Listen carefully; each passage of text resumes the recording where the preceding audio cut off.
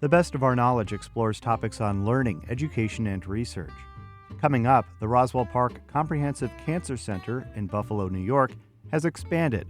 Leaders say new lab space will make the facility a national leader in cancer research. And we'll learn about a giant centipede with a talent for toxins. I'm Lucas Willard, host of The Best of Our Knowledge.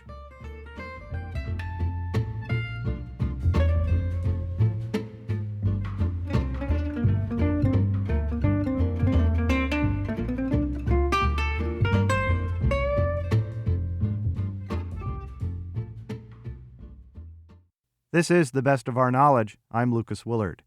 Buffalo, New York's Roswell Park Comprehensive Cancer Center has opened the largest academic good manufacturing, engineering, and cell manufacturing facility in the U.S. Officials say an 11,000 square foot expansion adds lab space to deliver life-saving cancer treatments. To learn more about the facility and what it means for cancer research, I spoke with Roswell Park Department of Medicine Chair, Dr. Rainier Brentjens. So I got to Roswell Park about 3 years ago. And when I got there, we had six GMP rooms. And so a GMP room is a very highly specialized laboratory space that allows for investigators to make cell products that can be safely given to patients.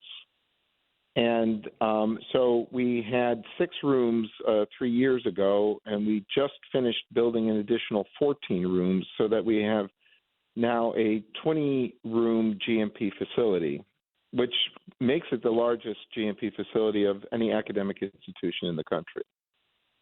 What will this added capacity be able to help facilitate in terms of research? How will that be an advantage to the existing facility?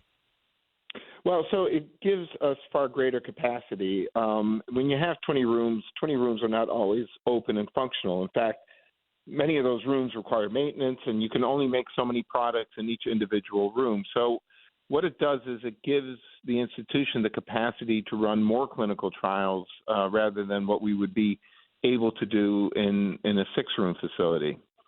And what this means is that it allows investigators at Roswell Park to develop and test these new cell therapies preclinically, so in petri dishes and in mice, but then gives a way for us to translate that work and see if it is of benefit to our patients. And so our capacity to do that and the number of different trials for different cancers that we can run is now markedly expanded. In addition, we don't anticipate that we would need all those rooms for work that's being done by our investigators at the center, but it also allows us to collaborate with smaller biotechnology companies that may have promising cell therapies and just don't have a venue for being able to translate this to the clinical setting as well. And so biotech can approach us and propose and demonstrate or show to us what technology they have and what approaches they want to use. And if we, as investigators in the field, feel that this would have promise for our patients, we can actually take their technology and translate it to the clinical setting. And so we not only will be able to move our own research forward to clinical trials, but we can also be of assistance and collaborators with biotechnology companies and allow them the opportunity, which is obviously the goal for any company as such, to test and assess the function of their technology against cancers in patients. I hadn't realized that there was sort of a biotech bottleneck, if you will. So lab space, is this something that is needed in the field of cancer research sort of overall? Yeah, well, yes, on multiple levels. Bigger biotech companies can build their own facilities, obviously.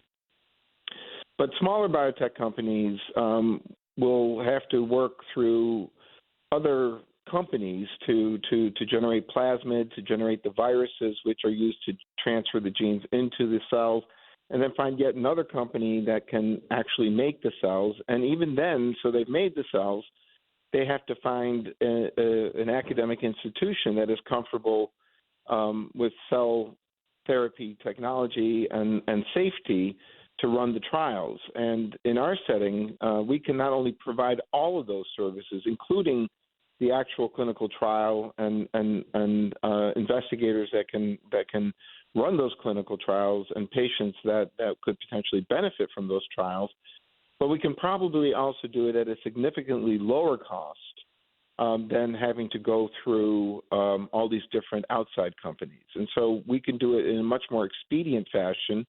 We can provide the clinical expertise to run these trials, and we can do it at a much lower rate than would be if they went through all these outside companies. So it's faster, it's cheaper, and it's safer because we have the expertise to apply these novel therapies in first-in-human studies. And Dr. Brenchens, do you have any examples of any particular studies or therapies that are currently under research that, as an example, would be able to be more fully developed or researched at the new center? Yeah, so I can speak to the clinical the programs that we're developing in our laboratories. We have a cadre of investigators that work on cell therapies at Roswell Park, including my own lab. And what we're looking at right now is to try to develop these types of cell therapies. We call them CAR T cells, which stands as an acronym for chimeric antigen receptor T cells, which are basically immune cells that we take from the patient, and then we genetically engineer these immune cells to recognize the tumor cells, and then we grow them up in that GMP facility, expand them, and then infuse them back into the patient with the idea that these immune cells will find the tumor and start attacking the tumor, which ordinarily doesn't occur when a patient has cancer, obviously. And, me personally, I've been working on this technology for 25 years. Doesn't seem that long, but the numbers don't lie. And we started out, because I'm a leukemia doctor, we started out targeting different types of leukemias. And those efforts have resulted in multiple FDA-approved products that patients can now get commercially if you have different types of leukemias or lymphomas. But the question, because the first of one of these drugs was approved back in 2017, I think, by the FDA. But to date, this technology really has had application primarily to blood cancers. And far more common cancers are solid tumor cancers, such as colon cancer, breast cancer, lung cancer, and so on. And there's still a lot of research that needs to be done in the laboratory to find ways of making this approach work in these solid tumors. And so some of the projects that are set to be applied to this new facility are programs where we generate these types of cells for patients with, say, sarcomas, with ovarian cancer, with different types of lung cancer, et cetera. So when we talk about what types of these cell therapies are being studied in clinical trials, well, next generation CAR T cells designed to do better than the first generation in blood cancers is an example of research that has a great deal of interest and I guess popularity, if you wish, at our center and at other academic centers, and obviously through different biotechnology companies. But more significantly, really, is trying to cross this chasm between blood cancers and solid tumor cancers. And I think that there's a great deal of interest, both academically as well as in the industry, to be able to translate this technology that works quite well in blood cancers to the more common solid tumor cancers. In this research, does Roswell Park coordinate with local universities? What are the opportunities for student learning in this research? Well, so that's on multiple levels. So I think many of the labs at Roswell Park have summer internships for college students, even high school students. We've had in the lab, and because the university obviously has graduate school students, we actually have a significant amount of interest because of the novelty of this technology. There's a significant number of graduate students that are interested in coming into a lab that works on this type of technology. Now, those graduate students are the ones that really develop the next generation of these CAR T cells, but generally, the graduate students focus on the science and focus on the preclinical development. When it comes time to translate that to the clinical setting, we have obviously faculty that run the clinical trials, but we also have fellows, which are physicians studying to specialize in oncology, who get involved with the development of those and the running of those clinical trials as well. In addition, a lot of the local universities and colleges in Western New York, they have a lot of technicians or those studying to be laboratory technicians, which provides us with a workforce that will actually do all the things and run the GMP facility. So you can't run a 20-room facility without staff, and we're very fortunate in Western New York that there are a number of places that have programs that train people that can be then further educated to work in such a GMP facility. So we're very dependent on that as well. And just building off of that, what do you think this investment will mean for the Western New York region with either attracting biotechnology companies or other ways of economic development? Well, so I think that's a great question, and I think, was it last year Zillow said that Buffalo had the number one real estate market, and I'm not a realtor, but with all those colleges there, I personally, and I think that's shared by others, think that Buffalo is ripe to become a biotech hub. There's a lot that goes into it that's well beyond my expertise, obviously, into making that happen. But the best way to start demonstrating what the potential is of Western New York in the context of the biotech industry is to successfully open up an academic GMP facility like we're doing, like we did, and demonstrating success there.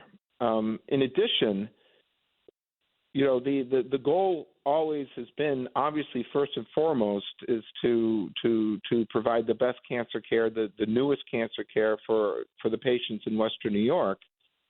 But we do look beyond our borders. We look at the state of New York and the country itself. And in fact, the phrase that we kind of coined when I got to Roswell is that we want to become a global destination site for cell therapy, and if we do that successfully, which I fully believe we can, which is patients come from all over because we're going to have unique trials that may not be available anywhere else in the world. That will too spur interest, I think, from the biotech field as well as the field of cell therapy in general, and draw attention to Roswell Park as being a leader in this type of technology. Dr. Renier Brenchins is an oncologist and Department of Medicine chair at Roswell Park Comprehensive Cancer Center in Buffalo, New York. This is The Best of Our Knowledge. I'm Lucas Willard. The venom of a species of centipede found in Australia can be tailored to deliver a painful sting depending on the situation. Dr. Vanessa Schendel, a venom biologist at the University of Queensland, says the arthropod's pincers can deliver a custom mix of toxins. To learn more, The Best of Our Knowledge's Madeline Reynolds spoke with Dr. Schendel. So the red-headed centipede, the Scolopendra morsitans, is one of the giant centipedes, so to say. It's actually kind of, well, if you can say pretty. You can find it here in Australia. in the desert. So I live in Brisbane, so here we can't find that species. So we'd have to go out further inland into the desert, and that's where you can find it. When it comes to the giant red-headed centipede, they have sharp pincers near their mouth, and I just want to know what sort of toxins they release. Yeah, so the pincers you said, so we call them forcipules. As you said, they're close to the mouth, but they're actually not part of the mouth parts. They are actually modified legs. So that's why we also would technically not say that centipedes bite, but they would sting because they're not really part of the mouth. So that they're not like teeth or anything. The species that I was interested in, the red-headed centipede, they have a very complex venom, and they're when we get stung by them, it's also very, very painful. So they do have lots of pain-causing toxins, but they also use their venom to paralyze prey. And and centipedes, especially the scolopendromorphs, so the red-headed centipedes that I was looking at, they have a very complex venom. So they have probably around 100 different toxins, but there are a lot of toxins where we don't even know what they actually do. Wow. And how did you collect the venom for the study that you did about this species? And what did you find out about the toxins that the centipede releases? Often, for venomous animals, for example, also for spiders, people collect the venom using electrostimulation. So you apply a little electric current, and the idea behind it is that that will lead the surrounding muscle tissues, the muscles around the venom gland, to contract and then push out the venom. And that's what people have done for centipedes as well. People who have studied their venom before, they use electrostimulation to collect the venom. And that's what I did too. I was also interested in whether centipedes can somehow, because they've got so many different venom components and they use it for different purposes, for example, for predation and defense. And I wanted to know if they can somehow control which venom components, which toxins they use in a certain situation, or if they always secrete everything. And so I used the electrostimulation, thinking that way everything should get secreted, so all the toxins that there are. And then I wanted to compare it to a different approach where I just grab the centipede behind the head and then make it sting into a tube which is covered with a little parafilm, like it's like a little membrane. So similar to what you see for how people milk snakes. So you just grab it and then make it sting into something.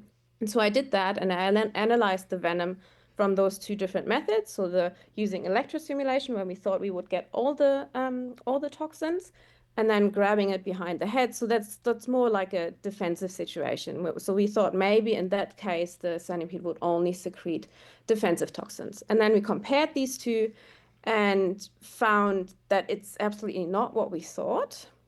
So first of all, we don't get all the venom components when we use electrostimulation. So we were kind of confused about what's going on there, but then yeah, did some more analysis and later on figured out why that was the case. And that's because the venom secretion mechanism is a lot more complicated, and it's not just muscle tissue around the venom gland that contracts and the venom gets, or the toxins get squeezed out. But it seems to be the case that a second stimulus is needed to get all the venom components. For that, hormones and neurotransmitter would be involved to also release some of the venom components. And now we know that the centipede releases different toxins under different stimulations, like attacking prey, or under defense, like they're under threat. So I just want to know, if you know, what the differences between the toxins that the centipede releases, depending on if it's being attacked or if it is attacking prey. Is there a difference in the response of that creature that the toxins is going into, depending on the venom that it excretes? I see. So you mean if we, for example, collect different, so the predatory toxins or the defensive toxins, and then inject it into a spider or something, if something different happened. Well, we have not tried that, but I assume that that's the case. What we did test was we tested the different venom collection, venom harvesting methods. So we for the electrostimulated venom and the defensive venom, and there we found that only the defensive venom, so the venom that we collected using the technique where we actually grabbed the centipede, only that one was active in a pain assay. So we tested it on cells, and only for the defensive toxin we got a response, and that only showed us more that with the electrostimulation we do not get all the venom components, or it could also be the case that the toxins have to get activated, so that we only got inactive toxins using the electrostimulation. But we have not injected predatory venom versus defensive venom and injected it into animals. But yeah, I would assume that we see differences there, and that the predatory venom would be paralyzing towards their typical prey, and that the defensive venom would probably be pain causing. I'm curious about this.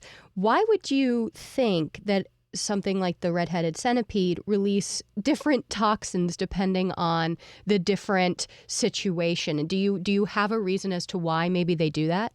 Yeah, so there have been lots of studies in general about venoms, and venom metering is sometimes what they call. So it has been observed in lots of different animals that they, for example, when they bite or sting, that they don't use all of their venom if it's not necessary, for example.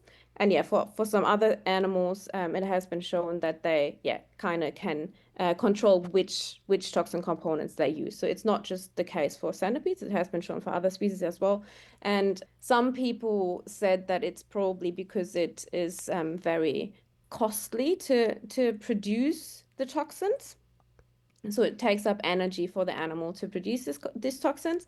But others say that they kind of tried to test that and didn't see that it is that costly, that it does need that much energy from the animal. But then also other people have shown that, well, depending on the animal and depending on the toxins, it can take days for up to weeks, I think, for some toxins to regenerate. So if you use all your venom, then it can take days or maybe even weeks for all the venom components to regenerate. And within that period of time, you don't have all of those components available, and then obviously the animal would be more vulnerable to attack, or maybe it wouldn't be able to use the venom to catch prey. Kind of piggybacking off your answer there, you said any species that has venom produces it. How do they produce their venom? So it's very, very different. So in general, venoms are extremely diverse. Venoms have evolved more than 100 times independently in very, very different animal lineages. And when you think, so most people probably, when they hear venom, they think of snakes and spiders. And for example, both of them have fangs, or they use mouth parts to inject their venom. And usually there are venom glands inside those venom apparatuses, we would call them. And these glands produce the venom. But then, for example, if we think of bees, they have stingers. So they have evolved very differently, and their venom glands that produce the venom in all these different animal lineages are also very different. And we actually don't know that much about venom glands and how venom is produced and stored and secreted. So most people are only interested in the venom itself, the toxins themselves, and want to kind of use them as tools, for example, to develop new drugs. But there's a huge gap of knowledge when it comes to how venom is actually produced and secreted and all of that. And our study, for example, shows that so a lot of people use electrostimulation also in other animals, in spiders, for example, to collect the venom. And no one knew that maybe you don't even get all the venom components. So there's, as you can see, there's a huge gap. No one knew that might be the case, that the venom secretion mechanism, for example, is not as we thought, because no one's really looked into that. And with this study, do you believe that there are other animals that use their toxins and their venom in the same way as this centipede has showcased? Yeah, I think so. So the reason why we did our study was because other people have shown for cone snails and assassin bugs that they can control which which toxins they use in a certain situation. And I think once you look more closely and analyze that for more animals, you'll see that other animals will probably also be able to do that. Yeah. Mm. And does this finding excite you as a venom biologist? And if so, why? Yeah, it does because it's something new, something that you maybe wouldn't expect. Yeah, it's also, as you said, like why would they do that? There are still a lot of questions still behind it that we haven't really answered. And there's yeah, knowing that it's a lot more complex than we thought, that kind of opens for me as a biologist more doors. Like maybe I want to explore in other directions there and look more closely into that and see what else is going on and what other things there might be that we don't know about. Hmm. And I was just going to ask, how will you continue to study this in the future? And what do you hope to uncover, or maybe other scientists and biologists uncover about this centipede and other species when it comes to releasing venom and the different toxins that they use? Yeah, so I think for us it was a huge thing to actually understand how centipedes secrete venom, so how the whole venom secretion mechanism and how it's more complex. And so that there's muscle tissue around the venom glands and venom secretion is under neuromuscular control. So the muscle contraction will squeeze out all the venom. That's not a new idea, so that's yeah, nothing really new, but we show that there are probably neurotransmitters and hormones involved as well. So my idea would be that in a different situation, like for example, if you're hungry, or if the centipede is hungry or scared, if you can even say that, scared, like, but in different situations, I would assume that different neurotransmitters and different hormones are released, and then depending on that, which neurotransmitters and hormones are around, the different toxins would be released depending on those neurotransmitters and hormones. That's Dr. Vanessa Schendel, a venom biologist at the University of Queensland in Australia, speaking with the best of our knowledge's Madeline Reynolds.